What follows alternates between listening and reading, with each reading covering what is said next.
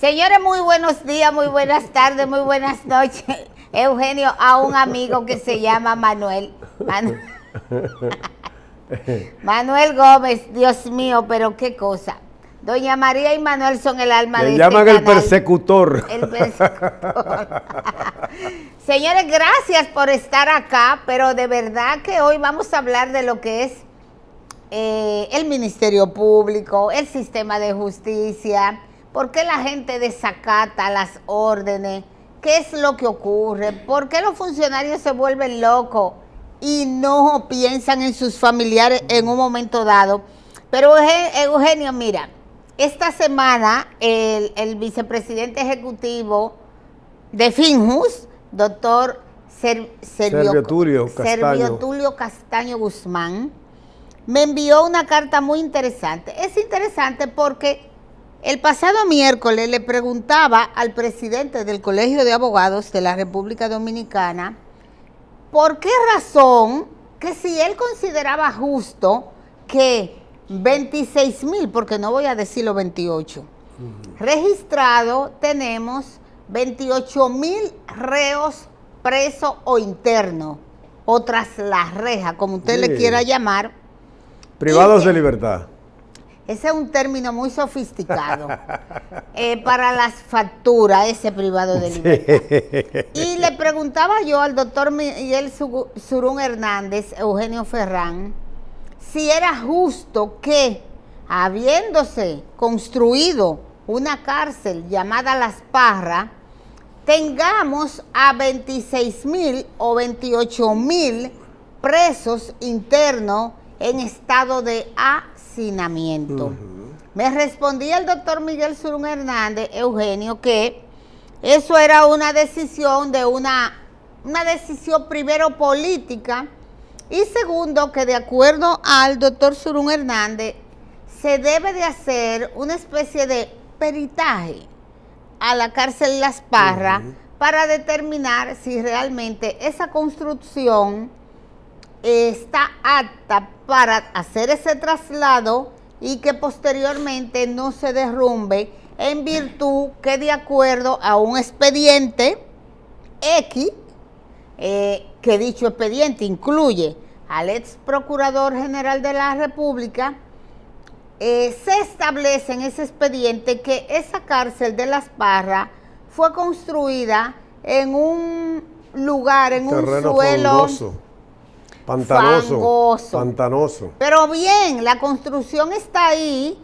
Todos los días tenemos una mayor cantidad de población carcelaria y definitivamente, mire, ruéguele al diablo que usted no llegue a ninguna cárcel de este país. Pero Serviotulio Castaño le envía al presidente de la Suprema Corte de Justicia, al señor Luis Henry Molina, una carta que de acuerdo a Serviotulio tiene a bien aportar la solución a la problemática que representa para el sistema de justicia, los familiares y el país, la situación de hacinamiento. ¿Oyeron ustedes? O sea que no es que yo lo digo por decirlo, claro. Es que aquí todo lo que sabemos un poquito de justicia, sabemos que cada preso está hacinado simplemente. Dice, la situación de hacinamiento y abandono en que se encuentran las personas privadas de libertad, quienes pese a tener sentencia definitiva en su caso, el sistema no ha puesto a su alcance las herramientas que garantizarían sus derechos, lo que se refleja de manera dramática en el último Censo Nacional Penitenciario realizado por la Oficina Nacional de la Defensa Pública. Entonces, mi querido Eugenio Ferrán, amigos de su programa En Nombre de la Democracia, dice nuestro querido Serviotulio o Finjus, enviando su carta a la Suprema Corte de Justicia, que, óigame bien, que como es sabido, el juez de la ejecución de la pena tiene jurisdicción territorial dentro del departamento judicial para el cual ha sido nombrado. Y en el caso de designarse más de uno, la Suprema Corte de Justicia al momento de su asignación debe de establecer el ámbito de competencia, esto aclarado, basado en el artículo 437 del Código Procesal Penal, para decir que sí se puede y que ese problema de asignamiento hay que solucionarlo y que esa es una de las principales funciones del juez de ejecución de la pena. Así que yo no estoy, amigo mío, lejos de mis pronunciamientos de que ese problema hay que resolverlo. En virtud de lo anterior, consideramos oportuno sugerir la evaluación del sistema de justicia penitenciaria como punto de partida para la elaboración de una política de Estado que, entre otros aspectos, facilite la jurisdicción de la ejecución penal, para que sea más eficiente en su doble misión de garante de los derechos fundamentales. Y hablando de derechos fundamentales, nos vamos a la otra cara de la justicia. Determinados funcionarios piensan que por el hecho de tener un fuero constitucional, pueden desoír y tienen derecho o le asiste el privilegio de no acatar las decisiones de los propios tribunales. Y no es así. Y tal es el caso de el síndico de la Romana, alcalde de la Romana, Juan Antonio Adames Tony. Ese caballero esta semana para este programa En Nombre de la Democracia, aparte de lo que es el tema del arroz, si vamos a seguir comiendo arroz dominicano o americano, realmente para nosotros fue uno de los temas principales de la semana. Y por eso Eugenio Ferrán y Lilian Mateo lo traen aquí a nuestro programa En Nombre de la Democracia. E iniciamos con el video justificativo de las declaraciones del presidente del Partido Reformista en funciones a nivel nacional y diputado Pedro Botello.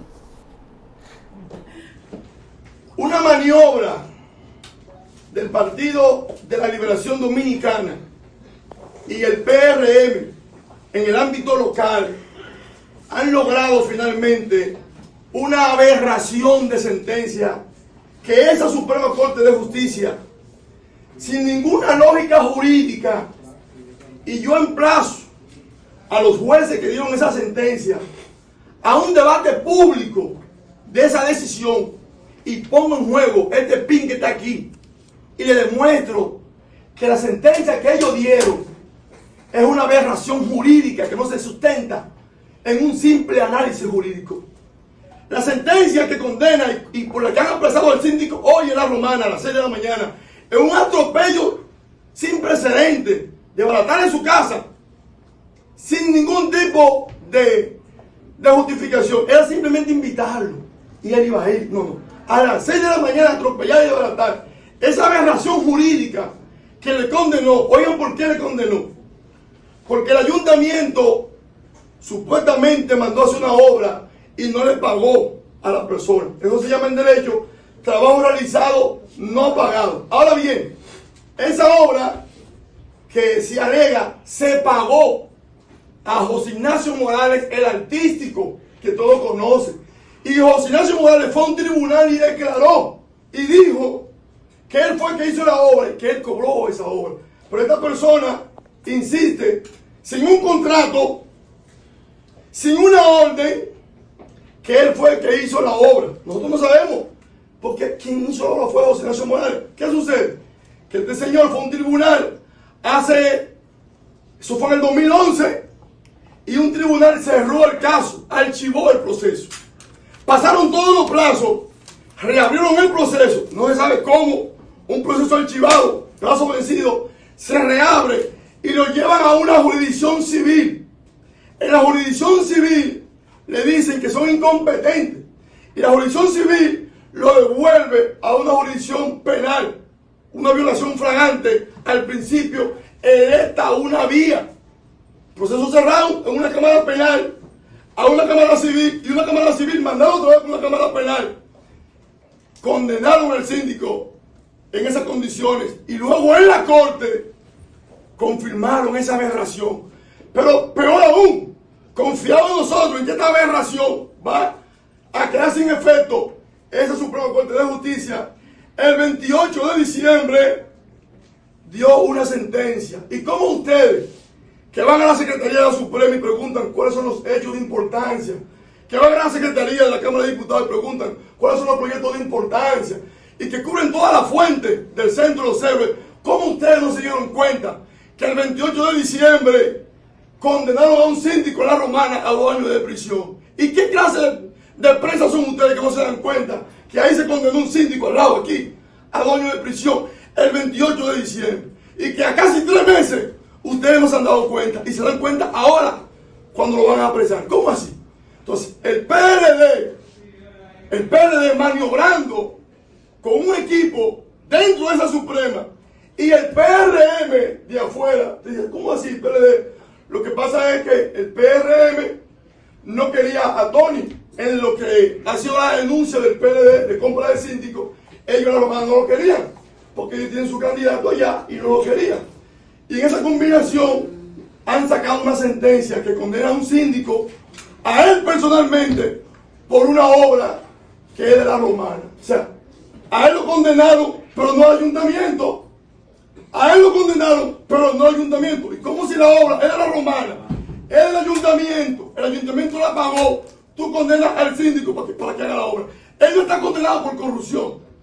¿Cómo usted puede explicarle como juez, que un juez de la Suprema me diga a mí, por qué condenó al síndico por una obra que está en La Romana, que se llama el Paseo de los Inmortales, y no condenó al ayuntamiento? Si el ayuntamiento fue que mandó a hacer esa obra. Pongamos que se deba la obra, que hay que pagar la obra. ¿Y por qué tú condenas al síndico y no condenas al ayuntamiento a que pague el dinero? Lo peor es que quieren que el síndico saque un dinero de la cuenta del pueblo y pague otra vez la obra. Y él se resistía a todo esto. Y con esa aberración, en una maniobra política para dar un golpe mortal al Partido Reformista, que somos la fuerza número 1, a quien hay que ganar en La Romana, que se juntan todos, y nosotros con el apoyo del pueblo le ganamos juntos. Se juntan la fuerza, el PLD, el PRM y el Partido Reformista, Tony Adames, Fran Martínez, Pedro Botello y todo el equipo, le ganamos las elecciones fácilmente. Este partido, que está diluido aquí en la capital y en muchas partes del país, en La Romana, es la principal fuerza política que hay que respetar, para que ustedes tengan conocimiento. Y en búsqueda de dar un golpe político a nuestro partido, a nuestra organización política, tratan de quitarle una pata a la mesa. Esto no puede ocurrir. ¿Qué sucede? Se hizo una acción en revisión constitucional de la sentencia.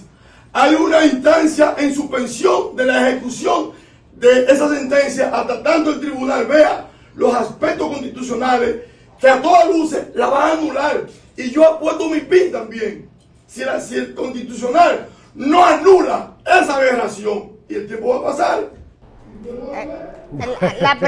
La pregunta, amigos, quien hablaba es el diputado, dirigente de La Romana, político, Pedro Botello, y él da una serie de explicaciones y profundidad a lo que es la situación en que está envuelto el síndico, alcalde de La Romana, Tony Adames. Pero yo le pregunto a Eugenio Ferrán, ¿hasta dónde realmente el planteamiento de el diputado Botello procede?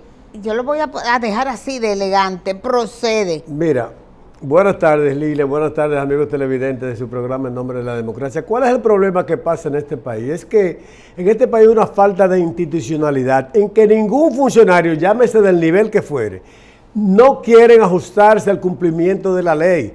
Porque él está, por ejemplo, Pedro Botello está ahora condenando a la Suprema Suprema Corte de Justicia, aduciendo que eso es una aberración jurídica, que eso es un mamotreto, una campaña del PLD con el PRM a la cabeza para acabar con el Partido Reformista y Tony Adames, que esa es una sentencia que debió ser al ayuntamiento, condenar al ayuntamiento y no al síndico en particular. Lo que pasa es que que la falta de institucionalidad, y aquí yo quiero unirlo al primer tema que tú tratabas, que es el tema de las parras, que eso es una falta de institucionalidad, porque ¿cuál es el uso de que este país, que invirtió una cantidad de dinero enorme para construir la cárcel de las Parras y poder desahogar un poco la cárcel de la Victoria, donde una cárcel que fue construida para 800 presos, 1.200 presos, tiene alrededor de 20.000 presos? Señores, no se le dé uso simplemente porque no se han querido cumplir los protocolos para hacer las verificaciones que hay que hacer en la inversión, si se compró bien, si se manejó el presupuesto correctamente, si la inversión, la construcción fue sobrevaluada. Nadie ha querido hacer ningún tipo de estudio para determinar realmente que esa cárcel fue sobrevaluada. Pero si fue sobrevaluada, es muy fácil hacer una auditoría y determinar si fue sobrevaluada, que caiga preso el que tenga que caer preso, porque violó la norma de procedimiento de compras y contrataciones a alterar un presupuesto, violar los presupuestos pero que caiga preso, pero que le demos uso, porque tenemos las prisiones de este país congestionadas con casi 28.000 prisioneros, la mayoría de ellos que no están condenados, la mayoría de ellos que son presos preventivos. Señores, porque aquí, si tú tienes un problema y caes preso, aquí, señores, tú lo que haces es que te metes en una prisión y tú te mueres y no hay tribunal que te pueda ver tu caso para que haya una condena o haya una justicia. Ese audio. Entonces, como yo te decía, para ambos casos, el caso de las Parras y el caso del alcalde de la Romana, Tony Adames, que ya fue, porque lo que no se quiere decir es, se podrá decir todo lo malo de esa Suprema Corte de Justicia. Míralo ahí, espérate, dale audio a eso para que tú oigas qué pregunta más encomiable. Ahí un abrazo a la doña. Mañana tenemos Tony, ¿no será político esto? Vamos arriba. Esta persecución no es política, Tony. Tranquilo, vamos arriba. Ramón, cuéntanos acerca usted como regidor de todo lo que está sucediendo. Dale. No, espérate. Ok, mírenlo ahí. El asunto no es que todo lo politicemos, por Dios. ¿Qué pregunta? Y tengo derecho a cuestionar esa pregunta. Es un asunto político, esa no era la pregunta. ¿Por qué usted violó la ley? ¿Es cierto que usted violó la ley? Mira, hay que decir, esa era la pregunta. El escultor, por ejemplo, Luis Castillo, le hizo una serie de trabajos al Ayuntamiento de La Romana, valorado, no sé, 4.5 millones de pesos. Lo que fuere. Pueden ser 2 pesos, pero se cansó de que el ayuntamiento no le pagara la gestión de Tony Adames, el alcalde Tony Adames. Su trabajo. ¿Qué hizo el escultor? Bueno, pues simplemente demandó al ayuntamiento. ¿Y quién tiene que dar la cara por el ayuntamiento de La Romana? ¿Quién preside ese ayuntamiento? El alcalde, que debió de ir en una actitud conciliatoria para tratar de pagarle ese trabajo y ponerse de acuerdo en pagarle ese trabajo a un escultor que puso su esfuerzo, su trabajo intelectual para hacer un trabajo a la ciudad de La Romana, y el alcalde sencillamente se ha negado a pagarle. ¿Qué tuvo que hacer Luis Castillo? Demandarlo. Y al demandarlo tuvo ganancia de causa.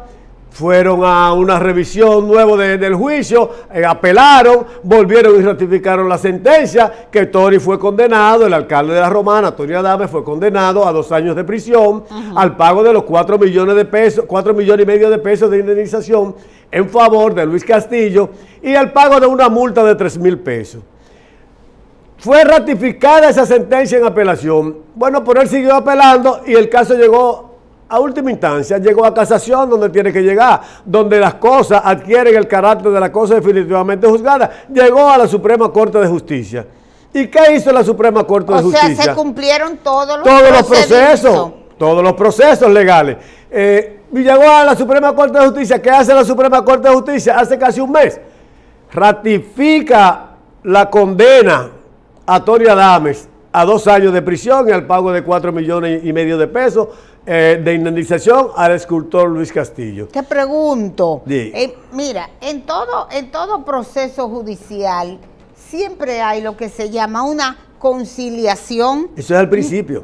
No tuvo tiempo Ese él es de el hacer comienzo. una conciliación. Parece que ninguna de las partes se advinieron a un proceso de conciliación, que es la primera parte cuando un caso llega al tribunal. Porque el tribunal no se va a embarcar en un juicio. Que no estén de acuerdo las partes. Claro, no se va a embarcar en un juicio si las partes no están de acuerdo. Ahora bien, una vez ya iniciado el proceso, ya no hay conciliación. La conciliación es el primer paso de un caso que el tribunal dice, cuando entiende que hay posibilidad de una conciliación, el tribunal llama a las partes a una conciliación. Si una de las partes quiere y otra no, el tribunal insiste, pero no puede obligar a la otra parte que no quiere a que haya una conciliación. Yo quiero seguir a juicio. Ahí parece que ninguna de las partes quisieron avenirse a una conciliación porque el alcalde se negó a pagar y el otro, y el Luis Castillo, que es el demandante, pues tampoco quiso venirse a una conciliación. Una vez iniciado el juicio, ya no hay vuelta atrás. Hasta llegar a la última etapa, que es la Suprema Corte de Justicia. Ahora, la percepción que hay cuando da una declaración el dirigente Pedro Botello es que se quiere politizar el asunto para que haya una mediación. No, mira qué es lo que pasa. Eso puede ser porque nosotros somos un país mediático y somos un país político, fundamentalmente. Ahora, ¿qué ocurre? Si tenemos una Suprema Corte de Justicia, como dice Pedro Botella, no, que sea una Suprema Corte de Justicia puesta por el Partido de la Liberación Dominicana, y a él por eso le está atribuyendo un mamotreto jurídico, una aberración jurídica orquestado por el Partido de la Liberación Dominicana. Pero si se llegó a casación fue porque se cumplieron todos los procesos. Y entonces todos los tribunales los manejó el Partido de la Liberación Dominicana. Bueno, asumamos que sí. Por eso son los tribunales que tenemos y los tribunales que están puestos ahí con lo que se están ventilando todos los casos de la justicia, no el de Tony Adame solamente. Entonces, eso de Pedro Botello, mientras él sale ahora aduciendo toda una serie de barbaridades contra esa justicia, lo que debió recomendarle a Tony Adame desde el principio fue advenirse a un proceso de conciliación y pagarle el esfuerzo intelectual de ese escultor que hizo su trabajo para su ciudad de la Romana, porque ¿qué le costaba pagarle? No adentrarse en un largo proceso judicial que llegó a la última etapa, que es ya la conciliación, donde la Suprema Corte... Lo que muchas veces, Eugenio Ferrán, ocurre en nuestras instituciones, que se contrata a una persona para hacer un determinado trabajo, pero cuando no hay lo que se llama la comisión, simplemente se retarda el pago. El pago de las coimas, como empezamos a conocer de estas palabras, cuando el caso de Brecht, lo que pagaban las coimas, cuando no hay comisiones, entonces se resisten a pagarle a la gente, pero no debe ser así, porque no es obligatorio que una persona para cobrar su trabajo, su esfuerzo, tenga que pagar comisiones a ningún funcionario. De verdad que el alcalde Tony Adame debió de pensar en su madre. Viste que su madre le dio un fuerte abrazo y tiene el alma destrozada de ver a su hijo que va a dormir realmente en una cárcel hasta que se porque ya fue apresado, a cumplir sentencia ahí. ¿Y qué es lo que pasa? Que los funcionarios realmente se llevan de las auras del poder, creyendo realmente que todo el tiempo el poder lo va a favorecer, y no es cierto. Mira, te pongo un ejemplo de que la gente aquí que se cree con poder, vamos a pausa, con poder e influencia para desacatar la justicia, es el caso de Blas Peralta, cuando mató al ex rector de la UAS. Él creía que no podía, que por ser jefe de los camioneros, un sindicato poderoso, que por matar no iba a tener que cumplir prisión. Blas Peralta hizo todo lo posible y hasta ofreció 100 millones. ¿Me entiendes? 100 millones. Y no pudo. Entonces, yo creo que este es un ejemplo. Este es un ejemplo, el de Tony Adame, para que en este país se empiece a sentar precedentes de que los funcionarios no son poder de Dios, que los funcionarios son seres normales como cualquier ciudadano y que nosotros los ciudadanos pagamos impuestos para que vayan a ocupar una posición que no van a una posición para robarse los dineros públicos, Claro. sino que van a cumplir la ley y hacer cumplir la ley. Por eso yo pienso que este es un caso que debe sentar precedente como ejemplo para que aquí no haya más impunidad. En este caso de Tony Adames, que ya fue apresado hoy a las 6 de la mañana, el pasado jueves a las 6 de la mañana, fue apresado, llevado a San Pedro de Macorís, a donde el juez de atención de la pena, claro, y trasladado nuevamente al centro de corrección CCR 15 de la Romana, donde deberá cumplir definitivamente su sentencia de 2 años de cárcel. Señores, vamos a una pausa comercial en este programa en nombre de la democracia y en breves retornamos por más.